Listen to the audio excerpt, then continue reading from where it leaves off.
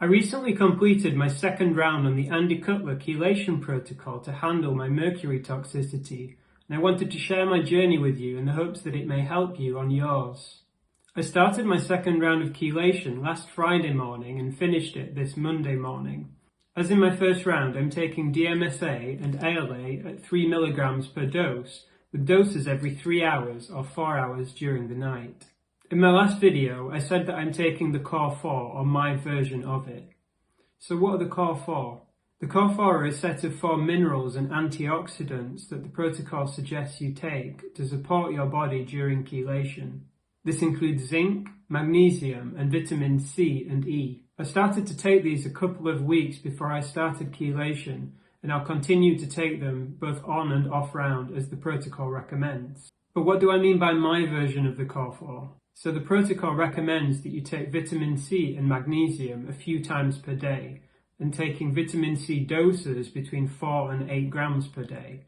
That doesn't work for me because aside from my mercury issues, I have issues with oxalate toxicity. Oxalate is an anti-nutrient that leaches minerals from your body, especially calcium, and it can cause all sorts of health issues.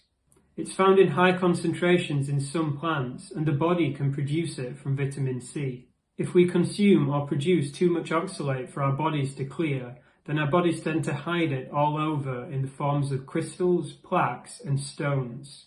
And this can cause all sorts of health issues. Because of my oxalate issues, taking magnesium often makes me feel pretty bad.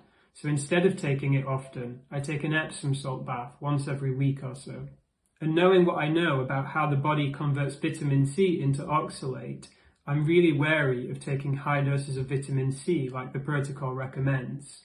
I actually took quite a high dose of vitamin C this week, maybe a gram or so, but over the course of a few hours, and even that was way too much for my body. So I started producing crystals in my urine, which were really painful to pass. The DMSA that I'm taking contains vitamin C, so that's enough for me for now. Okay, so how did I feel during and after my second round of chelation? Generally, I've been feeling pretty similar to how I did last week, so exhausted, unmotivated, and irritable.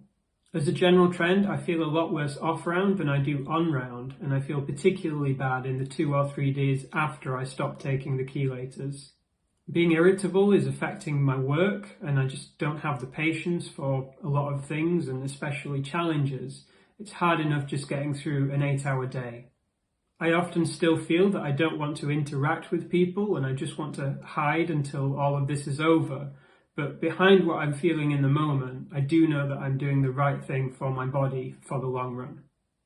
The ringing in my ears is a little less intense, but it's still there and still pretty much constant. Every so often, I get what I can only describe as pulsations in my right ear. I generally have this from time to time, but I've noticed that it seems to be happening more now I'm taking the chelators, and it happens especially at night. I played badminton during the week, and I had to take breaks often because I was feeling out of breath or starting to feel a bit lightheaded. I'm not sure if this is related to mercury and everything that's happening in my body or just my general fitness level. A couple of times during the week, I noticed numbness in my arm, kind of like low-grade pins and needles. I also feel shocks from time to time and sometimes feel what I can only describe as a scraping inside my body. It's kind of like there's something sharp scraping against something else, and I'm not sure if that's a mercury thing or related to oxalates, which might make sense because they form crystals. At some point during the week, my wife told me that my mouth tasted metallic when I kissed her. While this is not really nice to hear, it's also kind of comforting in a way because I know that a metallic taste is a very common mercury poisoning symptom. As always, if you think you're mercury poisoned, I hope that this account helps you convince yourself that you're not crazy, you're not alone, and you can heal.